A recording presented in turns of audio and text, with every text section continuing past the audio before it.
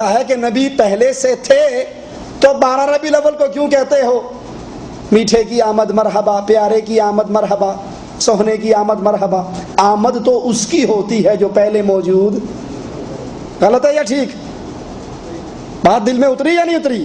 آمد اس کی ہوتی ہے جو موجود، اور جو موجود ہو اس کی آمد نہیں ہوا کرتی۔ لیکن دوسرا جواب یہاں علم تارا سے کیا تو نے نہیں دیکھا سے مراد آنکھ سے دیکھنا نہیں، ایک طرز سے کلام ہے۔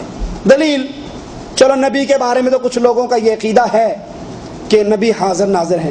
کیا کسی کا یہ عقیدہ بھی ہے کہ کفار مکہ بھی حاضر ناظر ہیں؟ کیوں جی، کفار مکہ حاضر ناظر ہیں؟ کسی کا عقیدہ ہے؟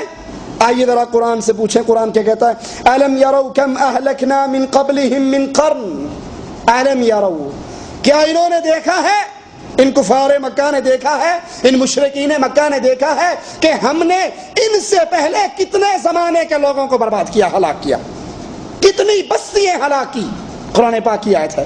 اگر اس سے مراد یہی ہے کہ نبی یہاں پر دیکھتے ہیں تو پھر کفار مکہ کے بارے میں بھی یہی کہو گے؟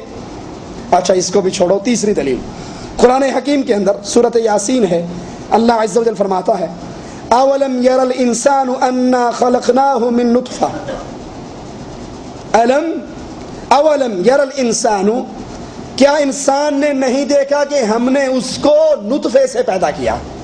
تو پیدا ہونے والا دیکھ رہا ہوتا ہے یہ نطفہ ہے اور میں نے اس سے پیدا ہونا ہے، کیا یہ بھی پیدا ہونے سے پہلے حاضر ناظر ہے؟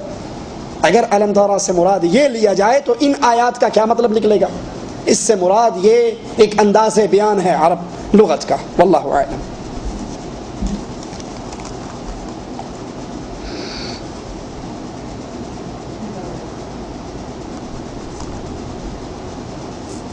صحیح بخاری جلد نمبر 1 صفحہ نمبر 409 میں پوری حدیث بیان کی گئی مگر رفدین کا ذکر نہیں کیا گیا، ٹھیک ہے؟ کسی کا عدم ذکر کرنا اس کے انکار کی دلیل نہیں ہوا کرتی، کسی بات کا عدم ذکر اس کے انکار کی دلیل نہیں ہوا کرتی۔ مثال کے طور پہ کمرے کے اندر 50 آدمی بیٹھے ہیں اور ایک بندہ باہر جاتا ہے، کوئی پوچھتا ہے کہ اندر کون ہے؟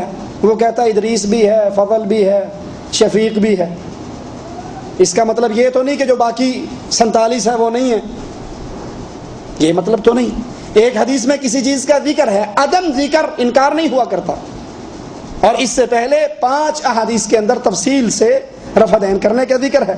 یہاں پر صرف رفع دین کا ذکر، عدم ذکر نہیں ابو حمید سعدی رضی اللہ عنہ وارضاہ کی روایت میں، بلکہ یہاں پر سجدے کی تسبیحات کا ذکر بھی نہیں ہے، رکوع کی تسبیحات کا ذکر بھی نہیں ہے، ٹھیک ہے؟ تشہد کا ذکر بھی نہیں ہے، اور اللہ آپ کا بھلا کرے تکبیر تحریمہ کے بعد فاتحہ کا ذکر بھی نہیں ہے، ثنا کا ذکر بھی نہیں ہے۔ تو جتنی چیزوں کا ذکر نہیں ہے ساروں کا انکار کرو، صرف لڑائی رفع دین سے ہی کیوں ہے آپ کی؟ میٹھا میٹھا ہپ ہپ، کوڑا کوڑا تھو تھو۔ اگر عدم ذکر انکار پر دلیل بنتا ہے تو جتنی چیزیں اس حدیث میں ذکر نہیں ہوئی سب کا انکار کرو گے تو سارا کچھ ہی چھوڑ دو۔ ایک حدیث کسی چیز کو بیان کرتی ہے، دوسری حدیث اس کی مزید تفصیل اور تفسیر بیان کرتی ہے۔ مثال کے طور پہ صحیح مسلم کے اندر ہے، حدیث میں آتا ہے، جابر بن سمرہ کی روایت ہے کہ ہم نماز پڑھتے، اللہ کے رسول صلی اللہ علیہ وسلم ہمارے پاس آئے اور کہنے لگے تمہیں کیا ہو گیا؟ میں تمہیں دیکھ رہا ہوں جیسے تم گھوڑوں کی دمیں ہلتی ہیں ویسے ہاتھ ہلاتے ہو۔ مولوی صاحب کہ دیکھو جی، رفع دین کرنا نماز کے اندر اللہ کے نبی نے منع کر دیا کہ یہ تو ایسے جیسے گھوڑوں کی دمیں ہلانا۔ اب جس کے دل کے اندر یہاں شیطان بیٹھا ہوا ہے وہ اس دلیل کو اٹھا کر پیش کر دے گا رفع دین نہ کرنے کی دلیل پہ، حالانکہ اگر اسی حدیث کے نیچے دوسری حدیث پڑھی جائے، اسی حدیث کے نیچے اسی صحابی کی دوسری روایت کو پڑھا جائے، اس کے اندر 2 ٹوک فیصلہ کن یہ حدیث پچھلی حدیث کی تفسیر کر رہی ہے کہ ہم تشہد میں بیٹھے ہوتے، جب سلام پھیرتے، جہاں منہ سے کہتے السلام علیکم ورحمۃ اللہ وہاں ہم ہاتھ بھی ہلاتے، ادھر بھی کہتے السلام علیکم ورحمۃ اللہ تو ہاتھ ہلاتے۔ اللہ کے نبی آئے، آپ نے کہا صرف منہ پر ہلا کر السلام علیکم کہہ دینا کافی ہے، ہاتھ نہ ہلاؤ۔ اب یہ حدیث کہاں کی ہے؟ تشہد کے باب کی. مولوی صاحب اپنے پیٹ کے لیے اس کو اٹھا کر کہاں فٹ کر رہے ہیں؟ ٹھیک ہے. تو ایک چیز یہاں پر ذکر نہیں، دوسری حدیث اس کو مزید تفصیل سے کھول کر بیان کر دیتی ہے. واللہ اعلم.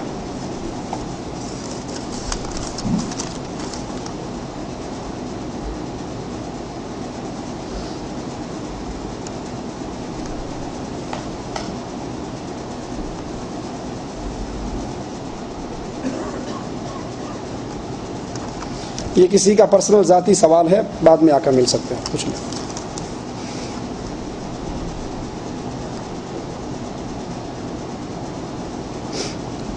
اگر کافی علاج کے بعد بھی اولاد نہ ہو تو کیا بیبی ٹیوب کے ذریعے اولاد پیدا کی جا سکتی ہے؟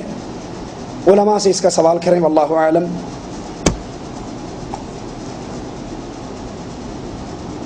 اگر کوئی صبح کی نماز عادتاً جان بوجھ کر چھوڑ دے، یعنی قضا کرے، یا جان بوجھ کر صبح کی نماز جماعت سے نہ پڑھے اور جب ڈیوٹی کا وقت قریب ہو تو تھوڑی دیر پہلے نماز پڑھے، تو اس کا قرآن و حدیث کی روشنی میں کیا حکم ہے؟